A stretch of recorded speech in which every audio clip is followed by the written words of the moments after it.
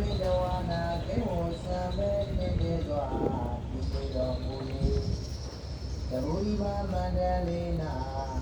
သဗ္ဗုရိမမန္တလေးလေးကျွန်းဒိတ်တေသဗ္ဗုဒိတ်ကျွန်းတွေဝင်၌ဘဝတော်ဖြစ်သောတယောဇာအောင်ကြောင့်မင်္ဂလာအပြာပြာဒီ၎င်းဧကေဇာအောင်ကြောင့်မင်္ဂလာအပြာပြာဒီ၎င်းဒုက္ခဝဟံသတ္တမောသံဃာဒီပါစေတော်ဒီဝလိဟုတော်လာဘုရားတိဘာနာမဘာနာမောဣဒေဝေဝေဒဝိမာလာဝနာမေတုနာ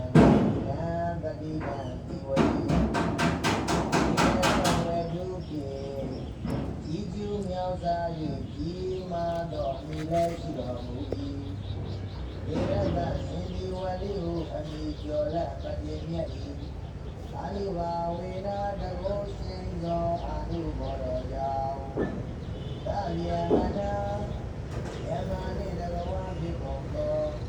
အိယာသာတရားတို့သည်၎င်းဒီဝါသတွင်တော်တတ်တို့သည်၎င်း